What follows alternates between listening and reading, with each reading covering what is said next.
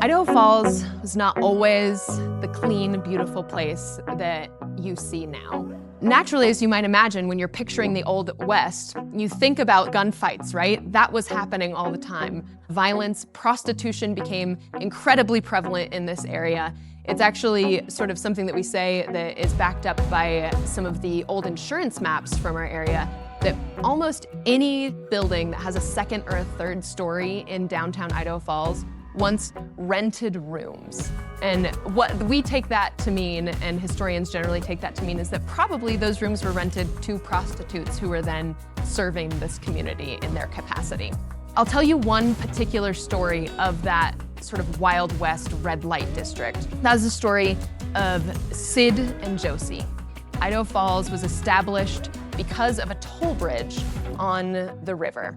And that toll bridge was named Taylor's Toll Bridge. It was bringing people who were on their way to somewhere else for the most part. They were trying to get further west, and so naturally this place was sort of attracting people that were not looking to stay, that were usually young men coming through the area. It eventually attracted the railroad, and that became the largest economic driver in our region. Sid Larkins and Josie Hill came here to Eagle Rock, and Josie Hill was a prostitute. She worked at the house of prostitution that was, interestingly enough, also on the island that the Taylor's Toll Bridge leads to. Now that is a beautiful, wonderful garden where people take family photos and think about all the beautiful things that Idaho Falls can be.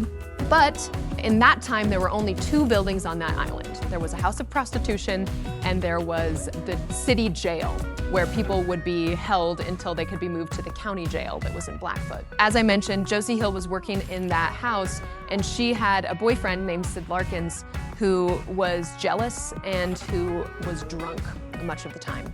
They live in Salt Lake before they come here to Idaho Falls, and both of them are implicated in a high-profile murder that takes place in Salt Lake City. There's a man with a ton of money who's flaunting that. He hires Josie for the evening, and then the story goes, what they believe it happened is that she lured him out to some hot pools outside of the city, and then her boyfriend Sid and his crew jumped him and killed him and took all his money. But at the time, there was no way to prove that. They didn't have physical evidence that would allow them to pin it on these two. They came to Idaho Falls to lay low for a while.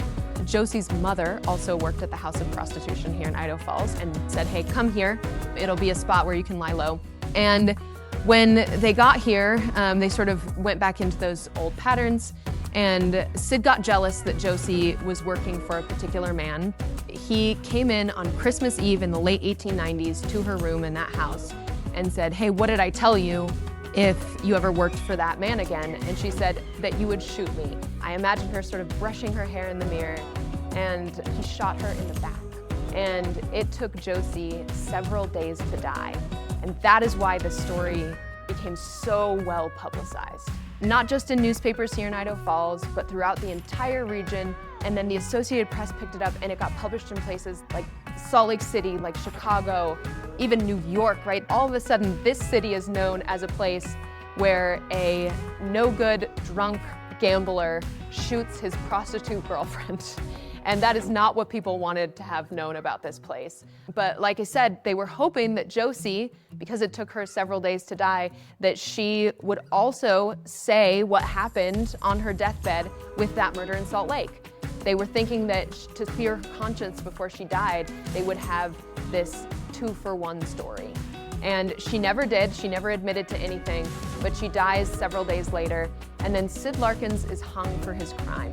And when he is hung, he says that he would like to warn other men away from whiskey and dissolute women.